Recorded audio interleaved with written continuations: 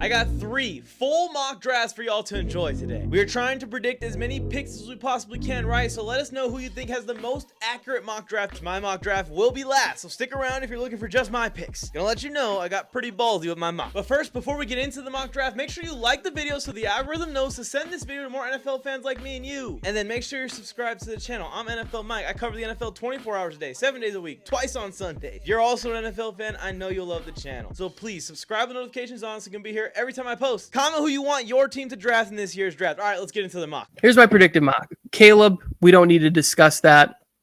That's a lock. I went Jayden Daniels at number 2 because I think he offers the upside of Lamar Jackson, but he also has a ton of career starts. And they're going to need... If you tell me that, well, they're going to start Marcus Mariota, you can't sell that to your fan base. Now, I did say some stuff about JJ McCarthy that people will be like, what the fuck are you doing? What happened? I think that Robert Kraft, even though he has said, I'm going to leave this to Elliott Wolf and Gerard Mayo. But as a fan, I want a quarterback. That to me says, hey guys, if you want to keep your jobs, you're going to draft one of these quarterbacks. I have Malik Nabers as the first wide receiver off the board, having him run more stuff out of the slot there. And this is my first trade.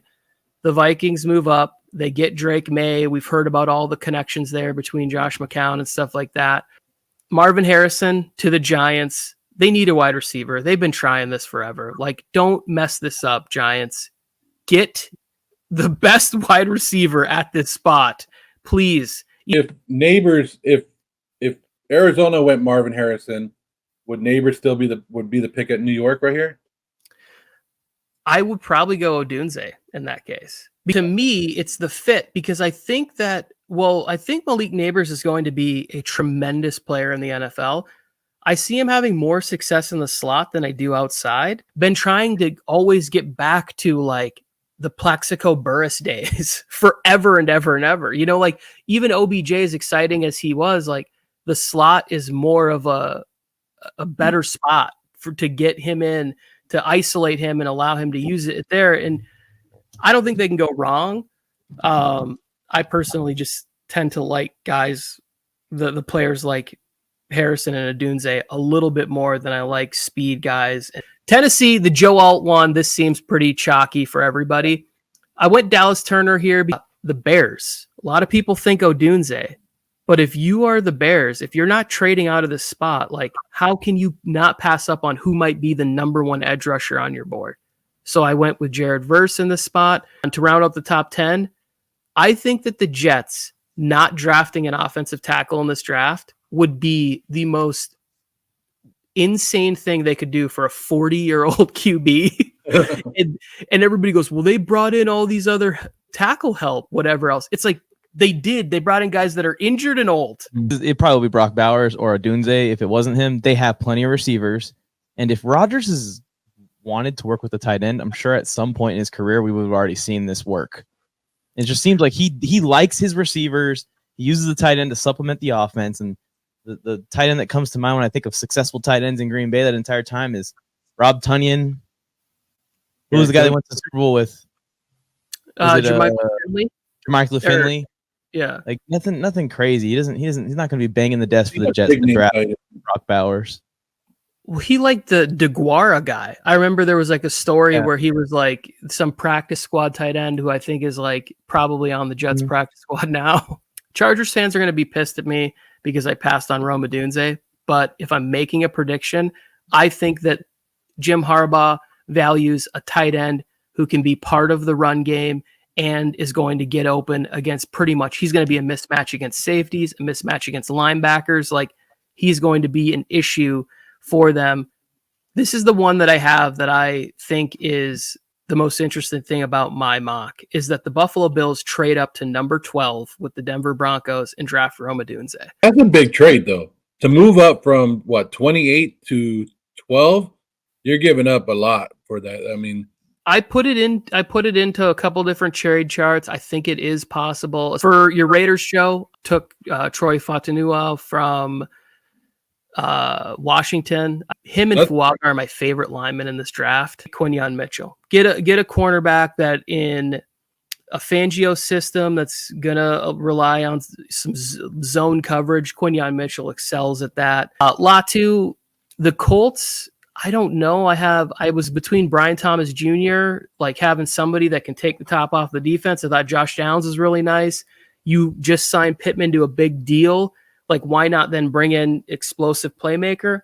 I went edge because I think that's where the defensive line needs help. And how can you pass up on a guy that, like I said, is my favorite edge rusher in this draft? Seahawks get defensive line help. They get who they think is the top D lineman in the draft. Terrion Arnold goes to the Jaguars. I think that is one of the most solid picks here. At 18, this one makes a ton of sense to me. Brian Thomas Jr. to the Bengals.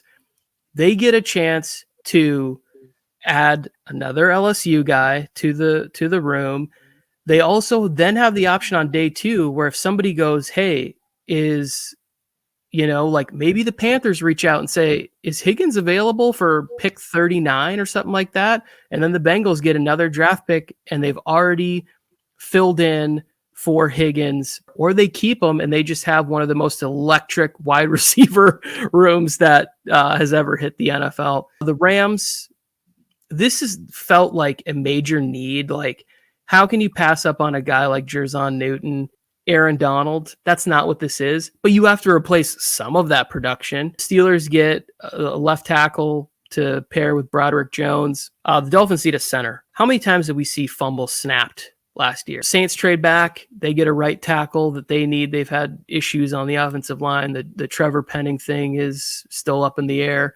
Chargers second pick. They get a tackle. They get a project in Amarius Mims. He doesn't need to start day one. Like, you can have Trey Pipkins there. If he ends up beating out Pipkins, then Pipkins can be a swing tackle for the Chargers.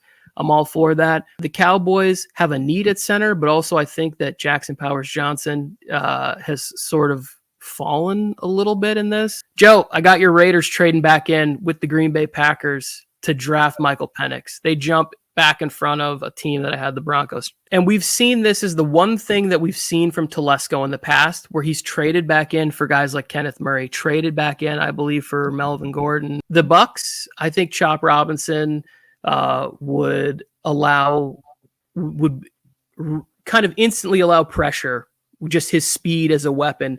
Maybe my favorite corner. Like, he's at least super fun to watch. Nate Wiggins is fantastic. The Broncos trade back and they still get Bo Nix. Darius Robinson feels like a Detroit Lion. It was like him or Marshawn Nealand. Cooper DeJean, safety. Everybody goes, Baltimore doesn't need safeties. I don't think Baltimore needed safeties when they drafted Kyle Hamilton either. They take the best player available, and Cooper DeJean can play nickel. He can play strong safety, free safety, whatever. He fits there.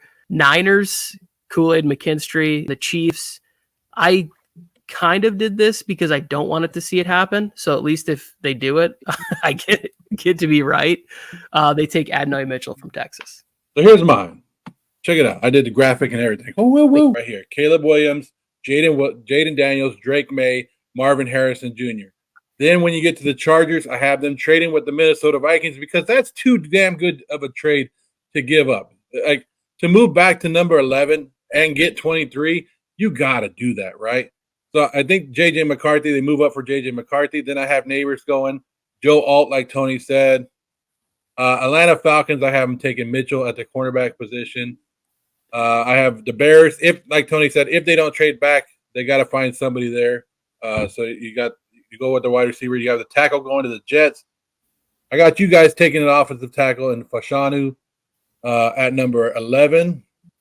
Brock Bowers will go to the Broncos after that. Fontanu, just like Tony had, going to the Raiders. I throw it at Lupin. I have defensive tackle Newton going to the Saints. Arnold go to the Colts. And then your edge rusher, finally there, Latu, JC. And I don't know. The Rams, I just think they're going to have to feel that Aaron Donald mold. And I like Byron Murphy. Byron Murphy was my number one guy for the Raiders all the way up until they signed Christian Wilkins. I like Byron Murphy. I think he's there. Jackson Powers Johnson, somebody that I really think is going to be one of the best offensive linemen in this draft. And For him to go to Pittsburgh, that would be a great pickup for them. I know Dallas Cowboy fans are hoping that he falls to them or they can move up and get Johnson, but and then I have you guys taking Darius Robinson, defensive end here, because Boza's injured.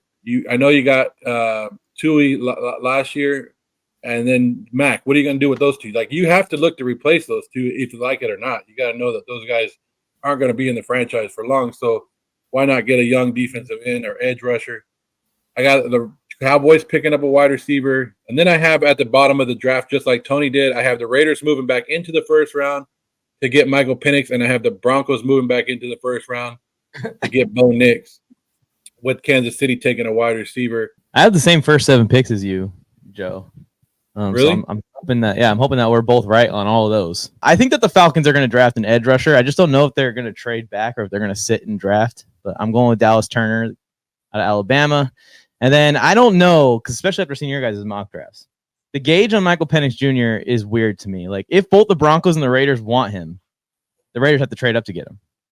But if the Broncos are cool with not getting a quarterback in the first round or Bo Nix, like I have here at 17, then the Raiders probably could just stick and pick him. The Jets, I had them going tackle as well. I don't think they should think about anything else other than tackle.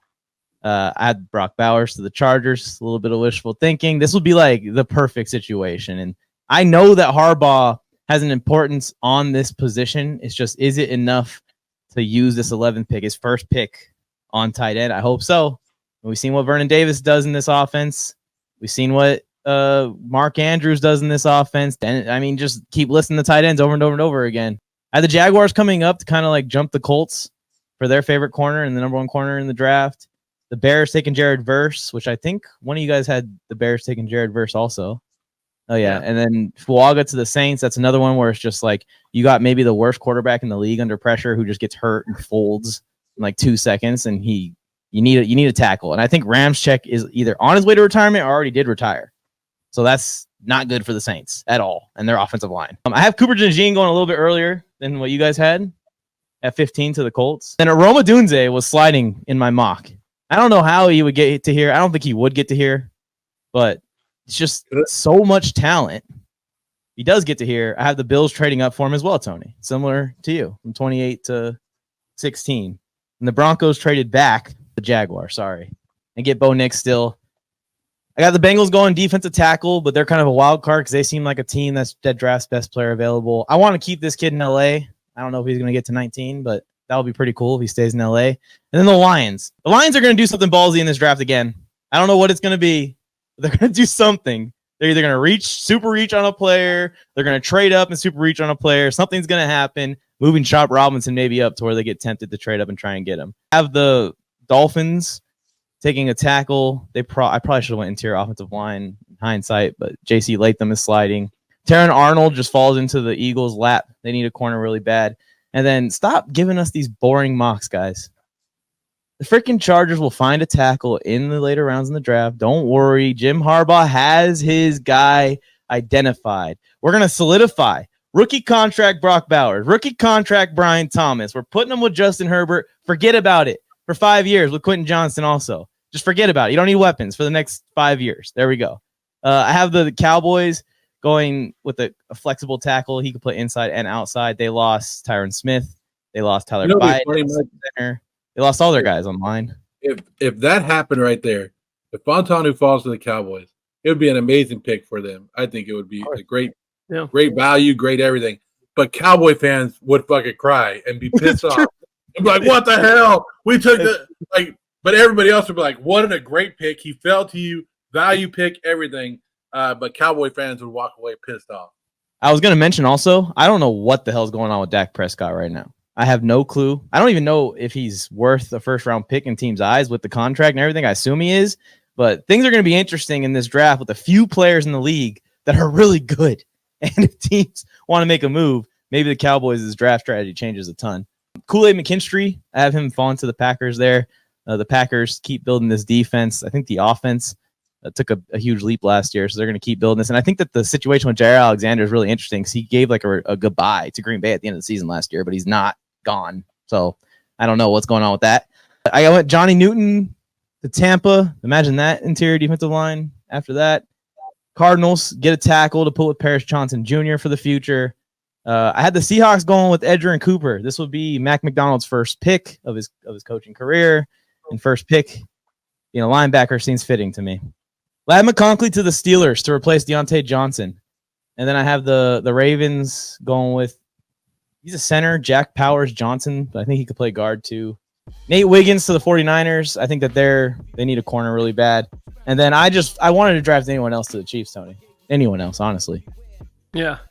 I'm just not going to lie to y'all. And I'm going to say, if this is the spot and he's there and the Chiefs are on the clock, they're probably taking him. Thank you for tuning in to another NFLMike Bang. Let's keep this train rolling. Check out one of my next videos. Head to the NFLMike channel, binge watch some shorts, or just go and do whatever you want to do next. But before you go, don't forget to subscribe and like the video.